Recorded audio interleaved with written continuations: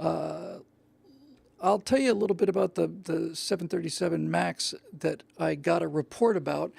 I don't know that this is true. I'm not personally acquainted with the source, but the people who sent me the report I am personally acquainted with, and they're pretty serious people who are aviation specialists and designers and pilots. So there were two crashes of the 737 MAX within a short period of time. That's their brand new 737. Boeing has taken $1 billion hit because of these two crashes. And here's what I'd heard was the result. Now, I did an afterburner called Into the Sea, where I said it was absolutely inconceivable to me that Air France flight, that gigantic A321 or whatever it was, flew into the ocean because the pilot on the left seat was pushing the stick forward to go down, and the co-pilot in the right seat was pulling the stick back to go up, and the plane averaged the two inputs, so it flew straight ahead, which in this case was down towards the ocean. It's inconceivable to me. I could not think of A330. Sorry, thank you, T-Dog. Air France 447. I cannot, still to this day, I cannot imagine any situation where even if I was looking at somebody, having two people on the stick at the same time could it be of any use whatsoever, since it's fly-by-wire. If you had a mechanical control console, there really were occasionally cases where, a plane would get in a dive and a pilot would pull back as hard as he can, and sometimes he'd need some help, But on a fly-by-wire, the idea that you'd have two sticks and one is saying one thing and one's saying the other, it's inconceivable. Inconceivable. I still can't imagine why they would do that. I think it just automatically should have just said, hey, if you detect an input on the left-hand seat for more than a second, like somebody's moving it, not just bumping it, then it goes to the left seat. The pilot's going to fly the plane.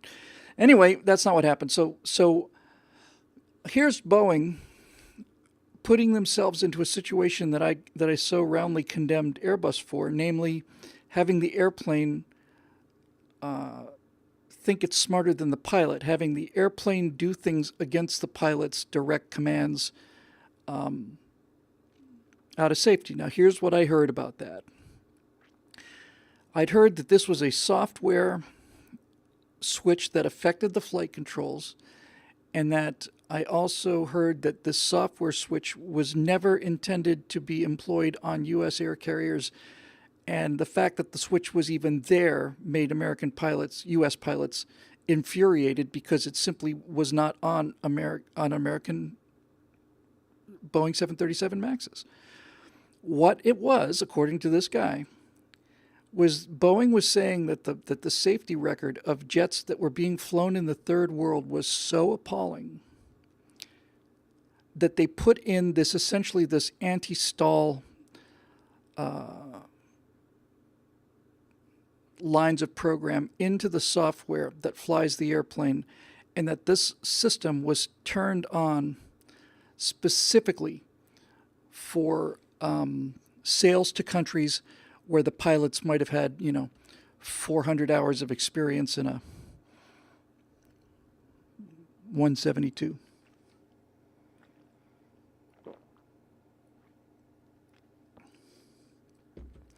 So, let's see what we got here.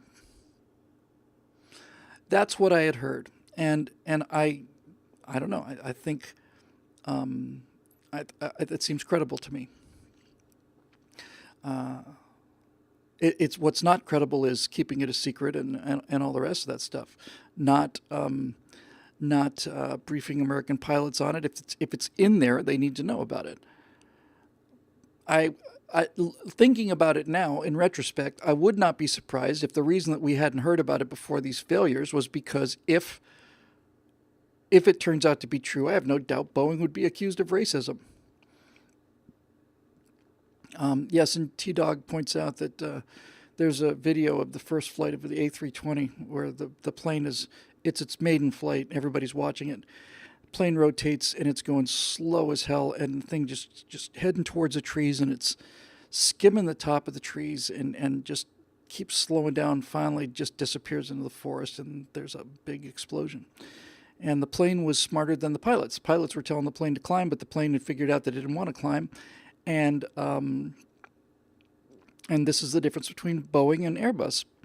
Boeing decides that the pilot's in control, and the plane will do what the pilot tells him to do. Airbus believes that pilot error causes most of the accidents out there, and so they will not allow the airplane to get into a flight envelope or attitude that would cause that to happen. So in an Airbus airplane, the plane overrides the pilot if the pilot exceeds certain parameters. In the Airbus, you can turn that off, but they didn't on that French flight. And Boeing apparently added this because they had so many sales to airlines with minimally qualified pilots. There's a YouTube channel out there that I like very much. It started out a little weak, but they've just improved enormously. And when I say weak, they're just all kinds of like spelling errors and stuff. It's called the Flight Channel. Not for everybody. But they're using like the newest edition of Flight Simulator, which is very, very, very good in terms of realism. And the Flight Channel recreates accidents and crashes using the flight sim for the visuals and sticking very closely to the actual reports of what happened. I mean, they're very, very, very good. They're very good. And I've seen just about everything they've done. They're really superb. I cannot recommend it highly enough, the Flight Channel. However, if you tend to be a little emotional, you should go into this understanding that virtually everything you're going to see on the Flight Channel is about a catastrophe. And so in any event, they've done them all. And the Alaska Airlines incident out over Point Mugu is one of the most horrific stories I've ever heard. And they're saying this is kind of similar to what happened with the 737 MAX. But in any event, I think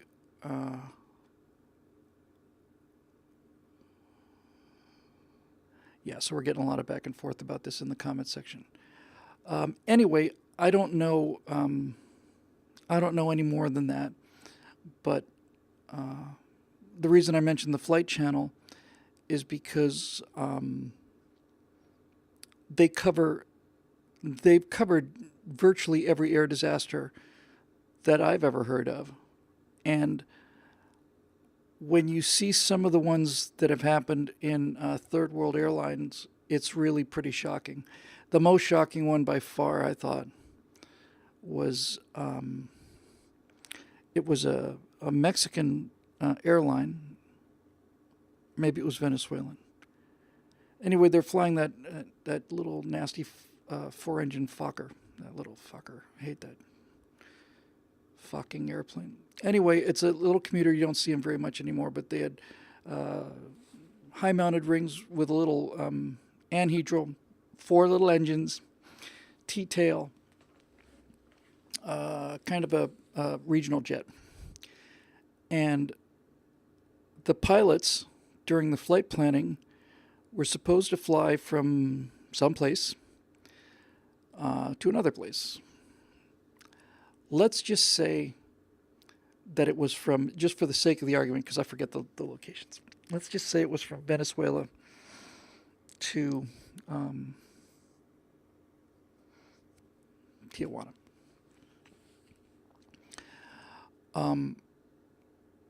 So they did the calculations and they realized that direct flight to Tijuana would be right at the extreme edge of the airplane and fuel endurance. And when I say the extreme edge, I mean no reserve. It's not like you're required, even in civil aviation, you're required to be able, if you're flying into anything like instrument conditions, you are required to have enough fuel to fly 45 minutes from the point you get to your destination in case you have to go to an alternative. But these guys were doing the math on this, and they thought, it's 1,740 miles away, and our aircraft is good for 1,800 miles, so they had a plan to divert for fuel, and they got up there, and the airport that they were going to divert for fuel to was having some kind of problems or a lot of traffic, so they just decided to push it, which I've done in an automobile many times, although not lately. Oh man, do I have enough gas to make this? I think I do. This is something that children do, in teenagers and young males. But I repeat myself. And most of the time when I've had to push the gas, I have succeeded. And once or twice I've failed. I haven't run out of gas in 30 years. But these guys on board this airplane decided that it was an awful lot of trouble to go and get the fuel, so they decided to fly on. And as they get to the airport, there's rain and so on. There's a bunch of planes in the hold, and they're saying, we've got a fuel situation, which brings up another interesting aviation little factoid that some people may not know. They said they had a fuel situation, and they said we would like priority clearance. But the one thing that they did not say, and if they had said it, they and their entire list of passengers and crew would all be alive today instead of dead. They did not say we have an emergency. That is a very specific word in aviation language. Here's how the Federal Aviation regulations work in this country. There are all kinds of rules about where you can fly, how you can fly, contacting this person, contacting that person. There's lots and lots of ways to get into legal trouble, especially in busy airspace like the Los Angeles basin. But once you declare an emergency, you can do anything you want to. I mean, once you've declared an emergency, it's your airplane and it's yours. You land wherever you want to. You can do whatever you want to. If you declare an emergency and you are heading straight for a busy, I could be flying, for example, over LAX. LAX is right on the coast, so if you want to fly from the valley on the north end, I do this so we're all on the same page here. So here's LAX, 2 parallel runways. Here's the San Fernando Valley. Santa Monica Airport's up here. Torrance Airport's down here, and LAX is right in the middle. Now, because LAX owns so much airspace, you would have to divert a very long way to go around LAX. So what they do is they send you over LAX. And tiny little single-engine puddle jumpers are flying over LAX all the time, 3,500 feet going east, anywhere from 0 to 180 degrees. It's 3,005, and it's 4,005 from 181 to 360 degrees. So there are these air corridors over LAX, and if you think about it, that's the safest place for you to be if you're going to be another airplane, because all of the big airplanes are on the ground. They're either landing or they're taking off. So you're flying in this, it's called the Special Flight Rules corridor above LAX, and I could be flying my little Sky Arrow, this little 80 horsepower little thing. And if I decide that I've got an emergency and I declare an emergency, I can land on the main runway at LAX, and as long as it is an authentic emergency, and I don't think I can imagine a reason why it wouldn't be, you are essentially covered. And that's fine and sensible and very, very sound rulemaking. Yes, you may have to divert a 747, make a 747 go around and $10,000 worth of fuel or whatever, or more, but, fuel can be replaced and lives can't. So these guys in that flight did not declare an emergency. And as the time got shorter and shorter and shorter, they started to use more and more kind of emphatic tone, but the controller just thought, hey, these guys want to land pretty quickly, but I got 4 other planes that are out there too. So anyway, somewhere 4,000, 5,000, 6,000 feet over whatever the city was, the destination was, number 1 shuts down, the number 3 shuts down, the number 2 shuts down, number 4 shuts down. All of the engines on this airplane just shut down in flight because they've run out of fuel. And down they went. Took the entire passenger list and the crew list with them, and probably some people on the ground as well. So, you just think that kind of thing just can't happen. And it has happened in America, but the last time I remember it happening in America, I want to say it was Baltimore or someplace. It was another foreign flight. It was might have been Vaca. I don't want to pick on Venezuela, but there was a fuel starvation accident where they landed short of the runway, back east. It might have been, no, I don't know. I want to say Baltimore, BMW, but anyway, running out of fuel in an airplane is not good. That's T-Dog Lies. Yeah, was it New York? I guess it was New York. LaGuardia, someplace. I don't know. Anyway, yeah, maybe it was JFK. Anyway, the same exact thing. They got up there, and they're in sequence to land, and they're running on vapors, and they did not declare an emergency. And the reason they didn't want to declare an emergency in both of these cases is because if they had declared an emergency, there would have been an investigation. And if they'd investigated what had happened, they would have realized that this was the height of recklessness and irresponsibility, and they all would have been fired. Well, guess what? They're not working for the company anymore, and neither are the flight attendants, and neither are the people who were in back of these guys, these yahoos who they trusted with their lives, the Avianca 52. So get the gas, man. So they didn't want to call attention to it. They just thought, they're sweating bullets. Don't get me wrong, sweating bullets, but they didn't make it. Now, a couple people in the comment section who know more about this than I do are talking about maintaining the type rating for the 737. Type rating is something. It's essentially a license issued by the FAA that certifies a particular aircraft type as being airworthy. These are unbelievably expensive and time-consuming processes, even for a small civilian airplane like a Cirrus, let's say, a little four-person propeller-driven piston-engined airplane. It costs millions and millions and millions of dollars and 10 years or something to convince the FAA that it's safe. That's why the Longitude and all the rest of that stuff are so effective. They're fast, they're quick, they're very efficient because they're experimental, and you don't have to pay millions and millions of dollars to have a guy come up to your airplane and say, that's not safe to fly. You do have to have a guy come up to the airplane and look it over and say it's safe to fly. There is an inspection for the workmanship, but not on the design. So experimental aviation is awesome. Anyway, all of this based on the Starship thing, but I really do like the Flight Channel. It's very good and very poignant in a good way.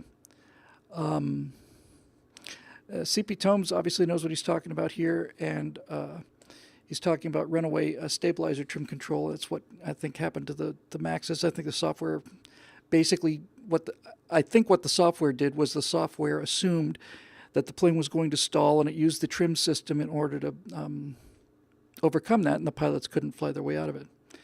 A trim tab is a really interesting little thing. If you've got an enormous horizontal stabilizer, right, and you tilt it, it's going to so looking at it sideways, if it goes down, it's going to create more lift, and it's going to go up and push the nose down on a conventionally configured airplane. Or if you deflect it up, it's actually taking some positive air pressure here, but negative air pressure there. That's pulling the tail down, which makes the plane climb. Pretty easy, really. That's an elevator. That's how elevators work. But some of these things are absolutely enormous. Some of just like the elevators on the tail of a 737 are much greater than the wingspan of most small airplanes. It's like an airplane in itself. So how do you move that thing? I mean, it's a tremendous amount of force, and the faster you're going, the more force it requires. Most little airplanes don't have hydraulics, so how do you move it? And what you do is you put a tiny little elevator on the back of the elevator. And when this little elevator is moved one way or another way, it makes the back of the elevator go up or down, and that makes the airplane pitch go up and down. And that's how a trim system works. And I bring this up only because if you're well trained, and I was well trained, you are taught to think, and you learn how to think about worst case scenarios, And the worst case scenario for me in an airplane is a mid-air collision. No question. The second worst case is a fire. And the third worst case is a loss of control. So you've got 3 axes on an airplane. You've got the front and back axis, the longitudinal axis. The movement around that is a roll. You got the nose, which goes side to side in a yaw. That's almost never used in actual aircraft. And then up and down, which is pitch. So let's say I'm not on fire, and let's say I haven't hit anything, but something breaks on the airplane. If I lose my rudder, I can't swing the tail left and right. I can still bank and turn. I can still control the pitch. So losing the rudder is not a big deal. Most guys make pretty crummy landings anyway. You just be careful on your turns, and losing the rudder is essentially a non-event. So, non-event. If you lose the the ailerons that control the roll, now you can't bank the airplane, and airplanes tend to climb into the bank. Losing the ailerons is a lot more important and a lot more dangerous.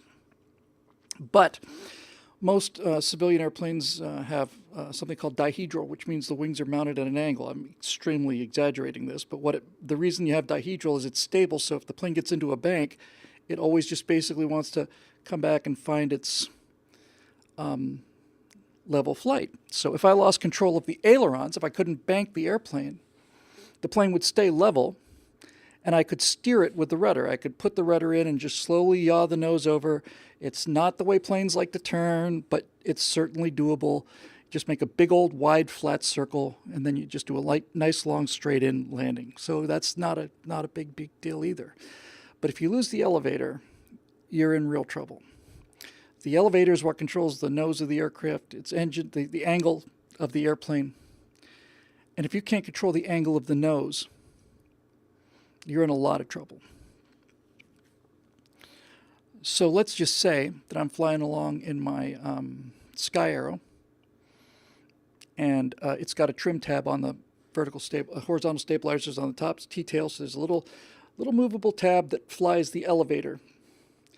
And I'm coming in, or I'm taking off, and I'm about to go someplace, and I pull back on the side stick, and I hear this tink, and now I'm doing this with the stick, and the nose of the plane is not changing at all. I've lost pitch control on my airplane. Now I'm in real trouble.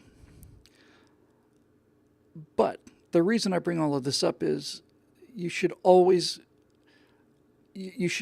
fly and you should always believe that there's always a way out of it.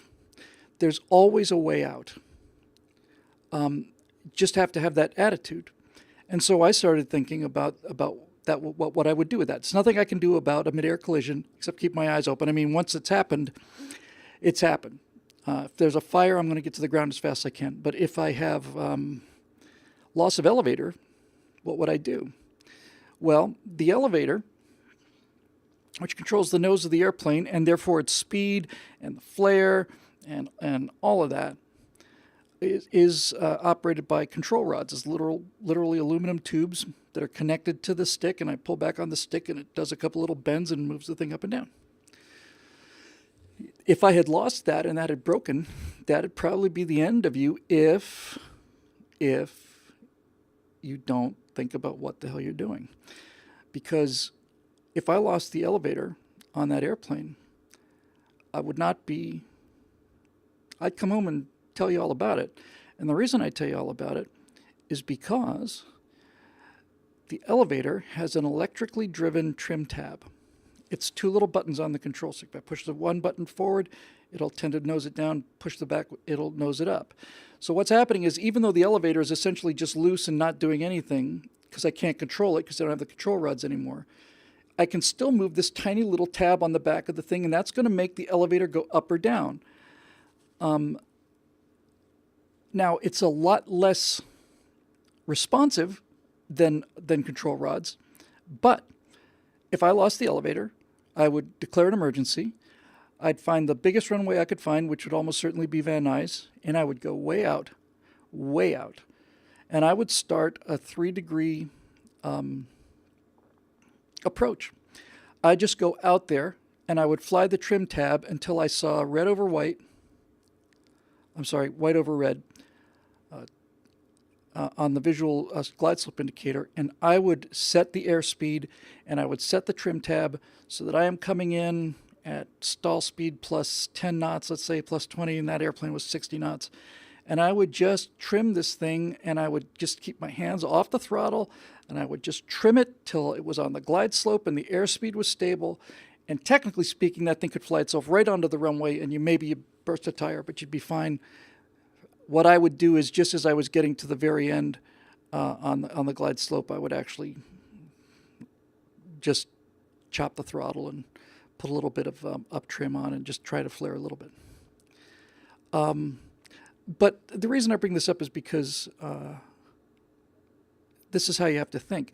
Now, I've heard a story, and I don't know if it's true. It sounds almost impossible, but I've heard it, about a guy who was doing aerobatics, and he over-G'd the airplane. He pulled a turn too hard, and he could feel something crack, and it was the wing spar, which is what holds the airplane in the air, the structural brace of the wings that actually lift the airplane into the sky are the spar, which is either steel or wood, and it runs down the length of the wing, and that's very strong.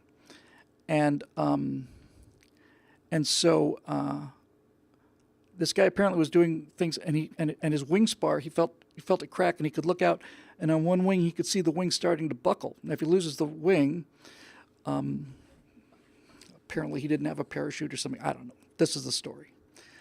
So according to this story, the wing is about to collapse upward like this, and the guy has the presence of mind to roll the plane inverted. Now the pressure, the force on the wing is going actually in the other direction. It's compressing, so he's actually got, the wings are staying on. And the story is that this guy flew the plane inverted back to the runway, rolled it at the last second, put the wheels on the ground, and then the wing fell off. I don't know if it's true or not. I like to think it's true because it gives you the sense that, there's always a way out. Last thing I'll say about this is I got trained in gliders at a very, very, very fine flight instructor. He was telling me these stories about how you never give up. There's always a way out of this. And he was talking about apparently a true story with Chuck Yeager.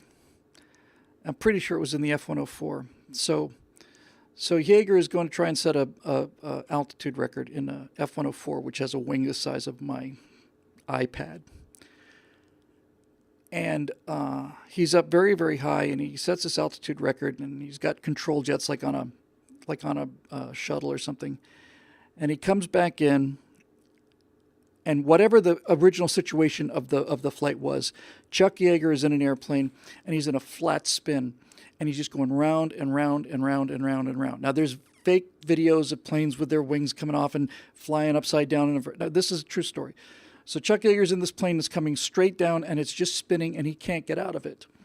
And he's doing everything he can to recover the spin, and all of the things that he's learned how to do through training and through thousands of hours of flight time is not working. He cannot get the plane out of a spin, and I've heard the radio of this, and